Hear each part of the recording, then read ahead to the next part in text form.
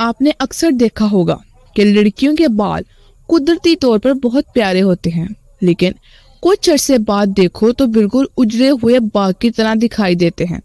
پوچھو تو جواب آتا ہے فلاں شادی یا فنکشن پر بال کھلے چھوڑ کر گئی تھی، نظر لگ گئی ہے۔ اور یہ اکثر لڑکیوں کا مسئلہ ہے۔ ویسے بھی نظر بد کے بارے میں کافی احادیث اور اس کی کافی نشانیاں ہیں جو ہمیں قرآن و حدیث میں بتائی گئی ہیں۔ کچھ نشانیاں انتہائی خطرناک ہیں، اگر ان کا بر وقت علاج نہ کیا گیا تو فوراً موت بھی واقع ہو جاتی ہے۔ اس ویڈیو میں انہی خطرناک ترین نشانیوں کا ذکر کیا جائے گا جس کا جاننا ہر مسلمان پر ضروری ہے تاکہ وہ اپنا بر وقت علاج کر سکے۔ سب سے پہلے تو نظر بد کی حقیقت کیا ہے؟ اسلام میں تو اس کی بہت ساری احادیث اور واقعات کے ساتھ اس کا ذکر ملتا ہے، مگر میڈیکل سائنس بھی اس کو تسلیم کرتی ہے۔ میڈیکل سائنس کے مطابق ہر انسان کی آنکھ سے غیر مرئی لہریں نکلتی ہیں جن میں ایموشنل انرجی کی بجلی بھری ہوئی ہوتی ہے۔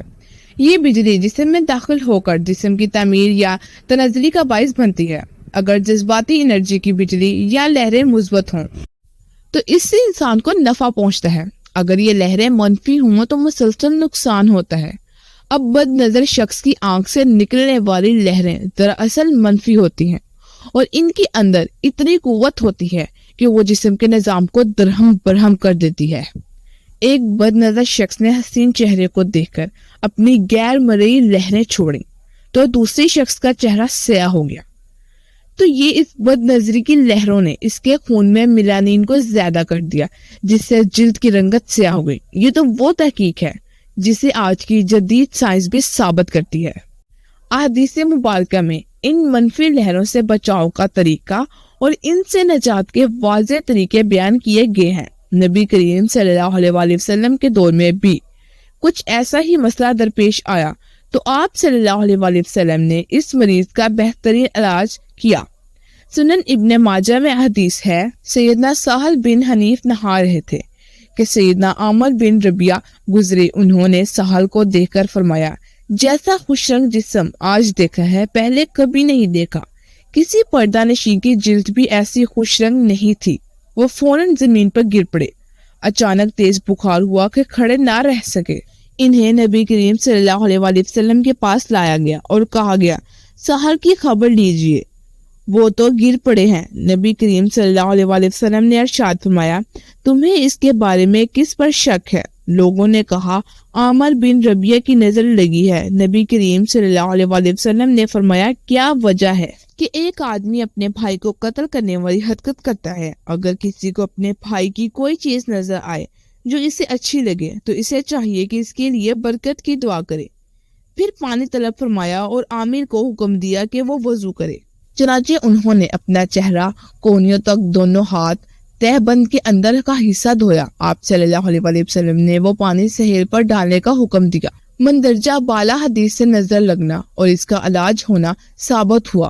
اگر کوئی چیز اچھی لگے تو اس کے لیے برکت کی دعا کرنی چاہیے، یا یوں کہیں ماشاءاللہ لا حول ولا قوت الا باللہ۔ اس دعا کی برکت سے اللہ تعالیٰ اس منفی بد نظر سے انسان کو محفوظ کرتا ہے۔ اب یہ تو بد نظر کی حقیقت ہے۔ اب اس کی خطرناک ترین نشانیاں کون سی ہیں جن کو سمجھنا ہر انسان کے لیے ضروری ہے تاکہ وہ اس کا علاج فوری طور پر کر سکے۔ نظر جادو سے زیادہ خطرناک ہے اور عام ہے۔ جادو اور نظر کی اکثر علامات ملتی جلتی ہیں۔ ہاں، بعض علامات سے پہچانا جا سکتا ہے کہ یہ جادو نہیں ہے، نظر ہے۔ نظر یا تو کسی کی حسد کی وجہ سے لگتی ہے یا پھر تعجب کی وجہ سے۔ یاد رہے کہ تعجب کی نظر ماں باپ کی بھی لگ جاتی ہے، یعنی والدین بھی اگر بچوں کو دعا نہ دیں تو بچے ان کی نظر کا بھی شکار ہو جاتے ہیں۔ کسی کے چہرے پر اچانک سیاہ دھبے پڑ جانا، کسی صحت مند انسان کا اچانک سے کمزور پڑ جانا، بھوک نہ لگنا وغیرہ، کسی کے دیکھنے سے فوراً چکر آنا یا شدید بیمار ہو جانا یا گر جانا، اچھا بھلا چلتا کاروبار اچانک سے تباہ ہو جانا۔ نظر بد لگنے کے بعد لوگوں میں اس کے علاج کے متعلق بڑی بدعقیدگی اور رسومات ہیں جنہیں عام مسلمان شرعی علاج سمجھتے ہیں۔ لوگوں میں جادو ٹونا یا نظر بد کے علاج کے لیے کالی چیزوں کو ڈھال بنایا جاتا ہے، جیسے کوئی گاڑی کو نظر بد سے بچانے کی خاطر کالا کپڑا باندھ دیتے ہیں، نیا گھر بناتے ہیں تو اس کے اوپر کالی ہانڈی رکھ دیتے ہیں، یا خود کو نظر سے بچانے کے لیے بدن پہ کالا دھاگا باندھ لیتے ہیں۔ اس طرح نظر بد کے علاج میں مرچ کو جلا کر اس کی دھونی دی جاتی ہے۔ اس کے علاوہ بہت سے عمل ہیں جو نظر اتارنے کے لیے کیے جاتے ہیں، جبکہ ہمیں اسلام نے نظر بد کا شرعی طریقہ بتایا ہے۔ اس لیے رسم و رواج سے پرہیز کریں اور اپنے اندر ضعف الاعتقادی ختم کریں۔ نظر بد سے حفاظتی تدابیر اختیار کرنے میں کوئی حرج نہیں۔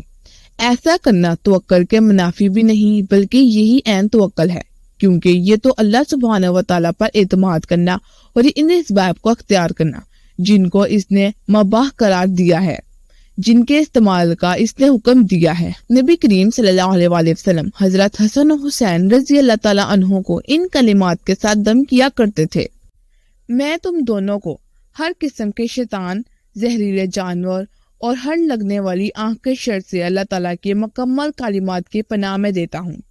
آپ صلی اللہ علیہ وآلہ وسلم نے فرمایا کہ حضرت ابراہیم علیہ السلام بھی اسماعیل و اسحاق علیہ السلام کو اس طرح دم کیا کرتے تھے۔